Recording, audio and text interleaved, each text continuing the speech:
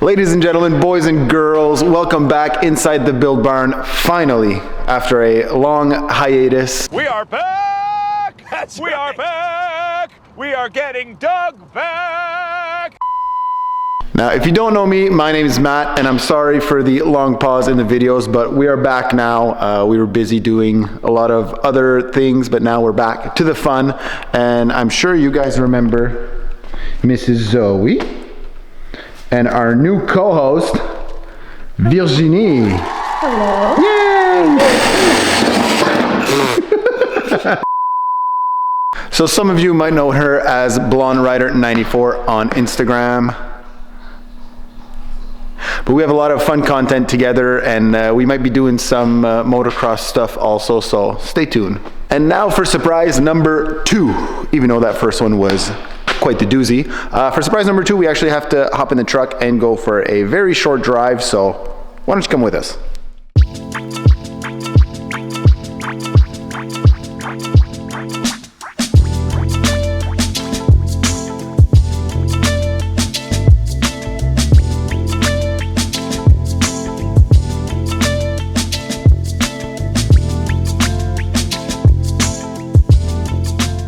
Now here is the secret that I've been hiding from you guys all this time. Welcome to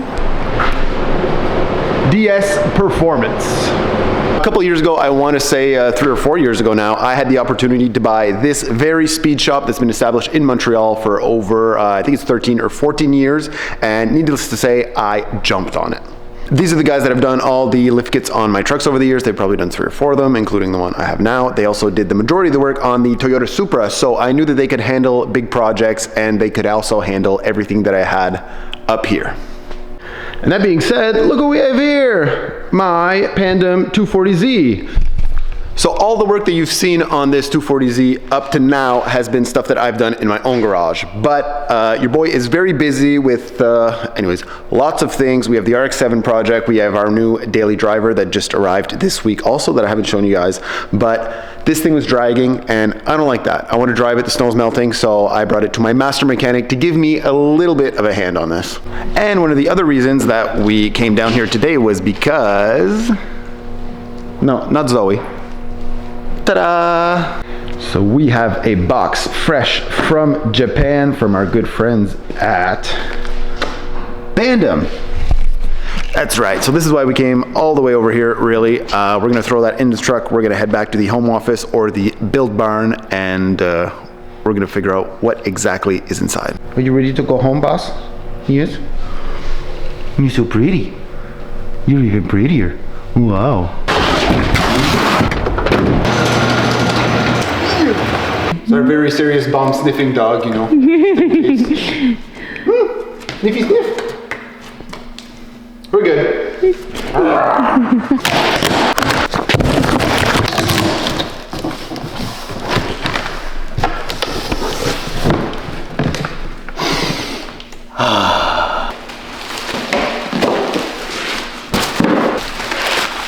idea what that is. I don't remember ordering this, but cool. So here we have, straight from Japan, the front end kit from Pandem for the RX-7. As you guys can see, I already have the rear fenders and the side skirt, and the rear is gonna look absolutely perfect with those BBS wheels. When we're done, we're just gonna lower it a little bit, but I did get the full front end kit also, which I should have done a long time ago. Front bumper, lip, duck wing, fenders, rear splitter, and the DRL lights, which go right up in here. And at first, when I saw them, I thought it's gonna be hard to find that exact drill bit size to put those through. But this is how good Pandem are. They actually sent the drill bit to knock those out. How good is that? So those will fit very snugly, no problem there. So we're gonna get on with the install. First things first, that front bumper needs to be fitted on the front of the RX-7, and then we'll be able to kind of mock up where the front fender flares are gonna go. We are gonna have to cut out a large chunk of this part here to make them fit, but we'll get to that when we get there. Let's just try to get that front bumper on for now.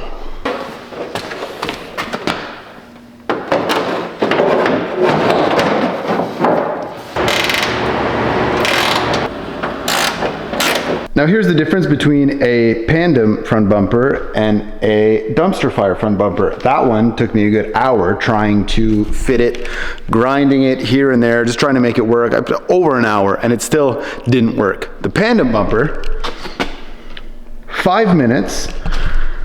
I put one screw in here, one screw in here, and look at that panel gap. There is no gap between there. I can still adjust it a little bit if I want to, but that is perfect.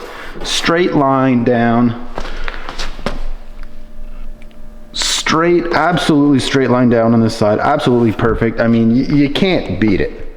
Obviously, to put this thing on the lift, you know, we could push it. The lift is right there, but where's the fun in that? Come on.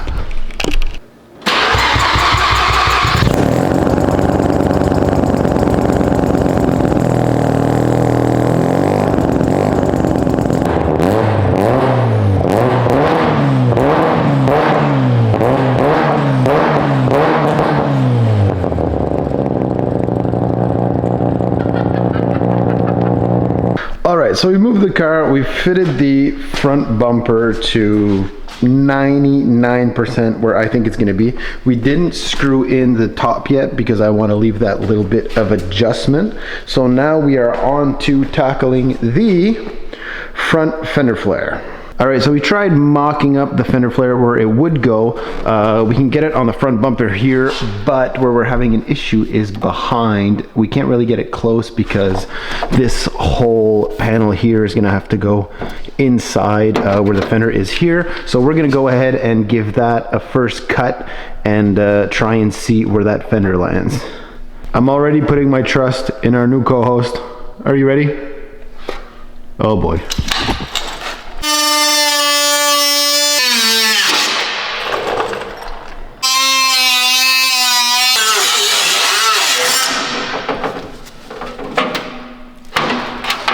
What is he?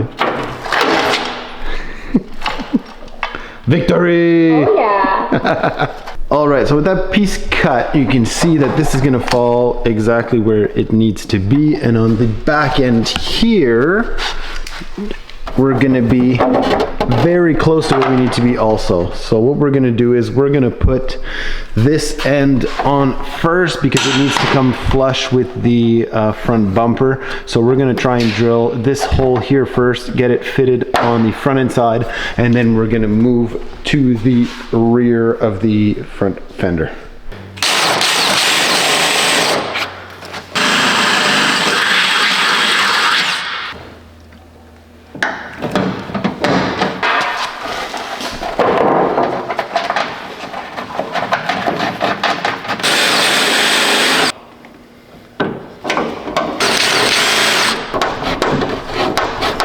Alrighty, so now we have our fender installed. We're going to measure and cut the line for the original fender in the back. So you can see this original fender. We're going to cut that to give a little bit more wheel clearance. And there is actually a very easy way to do that, which I will show you right now. So I found that the best way to draw this line is just with some good old-fashioned tape. So I want about 1 inch from the riv nuts. So I'm gonna follow this line down here. Once we get down here, you know, kind of make it taper off so that it follows this line here, and the same with the front. The front, I want to take about half of this fender off, so I'm going to try to taper with the grinder to make it look as pretty as we can to fall right to that point there.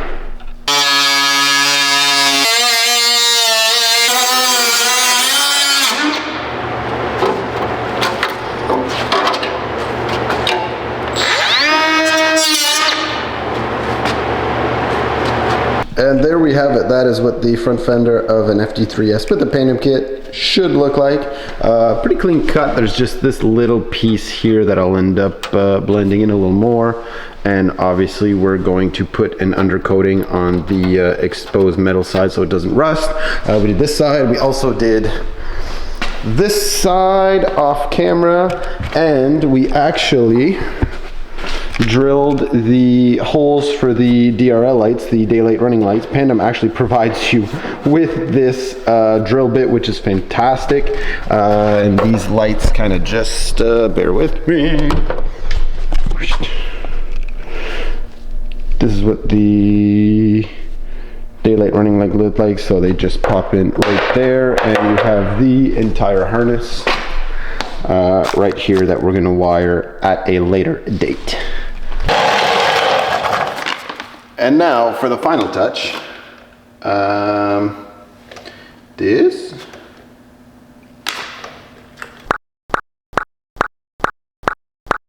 diffuser.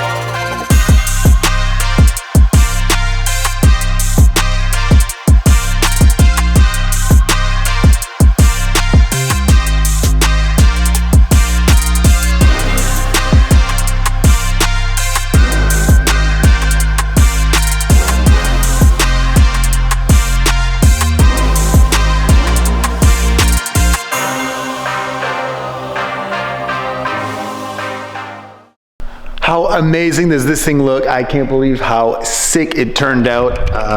I'm just in absolute awe, especially with the back. This diffuser turned out absolutely insane. Can't wait to get it on the street. And we've actually finished it just in time, because right now I'm gonna load this thing up in the trailer and it is off to the wrap shop already. Maybe 1 day late, but that's fine. Don't worry about it.